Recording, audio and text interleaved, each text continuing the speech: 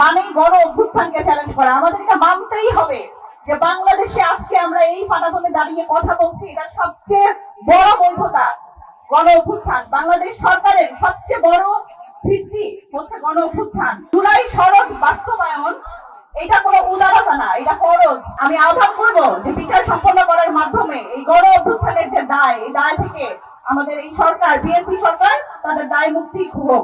আজকে আমরা দেখলাম যে আমাদের সরকারের পক্ষ থেকে নারী ক্ষমতায়নের জন্য তারা তাদের ইশতেহারে বলেছিল যে নারী ক্ষমতায়নের জন্য তারা ফ্যামিলি কার্ড দিবে। তারা এই যাত্রাটি আজকে শুরু করেছে। আমি ধন্যবাদ দিতে চাই সরকারকে, অভিবাদন জানাতে চাই। তাদের ইশতেহারের একটি গুরুত্বপূর্ণ বিষয় তারা শুরু করতে পেরেছে। তবে আমি মনে করি যে নারীর নিরাপত্তা দিতে হবে। শুধু নারী ক্ষমতায়নের কথা ফ্যামিলি কার্ড দিয়ে এই সম্পূর্ণ করলে এবং ফ্যামিলি কার্ডের কথা বললেই আসলে নারীর নিরাপত্তা নিশ্চিত হয় না। নারীর নিরাপত্তা নিশ্চিত করার জন্য এই সরকারের একটা বলিষ্ঠ ভূমিকা প্রয়োজন।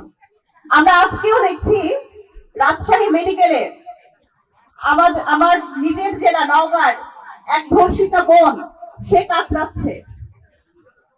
এই যখন বাংলাদেশের অবস্থা, বাংলাদেশে এই নতুন সরকার গঠনের পর আমরা দেখছি নারী নিপীড়ন, নারীর প্রতি সহিংসতা বেড়ে গেছে।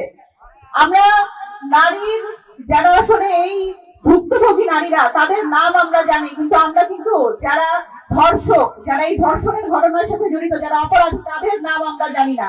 তারা আসলে কয়জন গ্রেফতার হচ্ছে এবং তাদের আসলে দৃষ্টান্তমূলক শাস্তির যদি মুখোমুখি আমরা না করতে পারি, সেখানে কিন্তু আমাদের এই সরকার অনেক বড় ব্যর্থতা তাদের জন্য অপেক্ষা করছে। সুতরাং আমি সরকারকে আহ্বান করতে চাই যে নারী নিরাপত্তা নিশ্চিতের জন্য এই ধর্ষকদের দৃষ্টান্তমূলক শাস্তির ব্যবস্থা করা এবং নারী নিরাপত্তা নিশ্চিত করতে হবে। জুলাই সনদ বাস্তবায়ন এবং সংস্কার পরিষদে শপথ না নেওয়ার মাধ্যমে বিএনপি এই নির্বাচন এবং তাদের গঠিত সরকারকে প্রশ্নবিদ্ধ করছে। মানে জুলাই সনদ নিয়ে প্রশ্ন করা মানে হচ্ছে ব্যাপারটা এমন যে সন্তান বাবাকে প্রশ্ন করছে তুমি কে।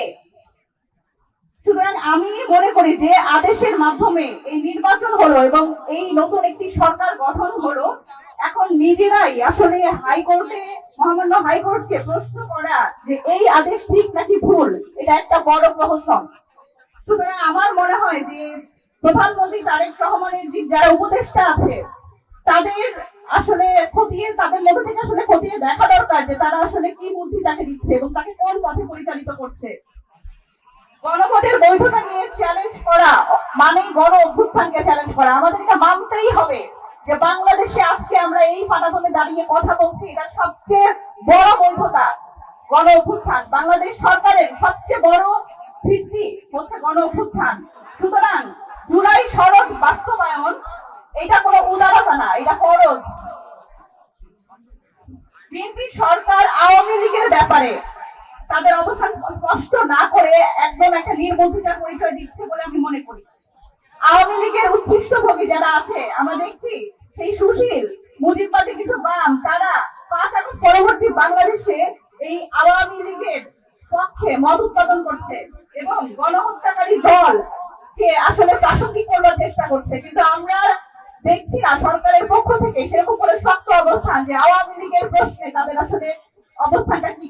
সুতরাং আমরা মনে করি যে এই গণহত্যাকারী দল হিসেবে আওয়ামী লীগের বিচার শুরু করতে হবে এবং শেখ হাসিনা সহ যারা নির্দেশদাতা, এই গণ অভ্যুত্থানে যারা আসলে ছাত্রদের উপরে নিপীড়ন চালিয়েছে এবং এই হত্যার নির্দেশদাতা, প্রত্যেককে বিচারের আওতায় আনতে হবে এবং এখানে সরকারের পক্ষ থেকে তাদের আসলে বিচারের মুখোমুখি করতে হবে। এখানে তাদের শক্ত ভূমিকা প্রয়োজন এবং যতদিন এই বিচার সম্পন্ন না হয়, আমরা জাতীয় নাগরিক পার্টি এবং প্রত্যেকটা বাংলাদেশের সাধারণ জনগণ যারা গণ অভ্যুত্থানে অংশগ্রহণ করেছেন তারা কিন্তু জেগে আছে, তারা পাহারা দিবে এবং শেষ পর্যন্ত এই বিচার সম্পন্ন হওয়ার আগ পর্যন্ত তারা বাংলাদেশের মানুষ এই বিচার চেয়ে যাবে।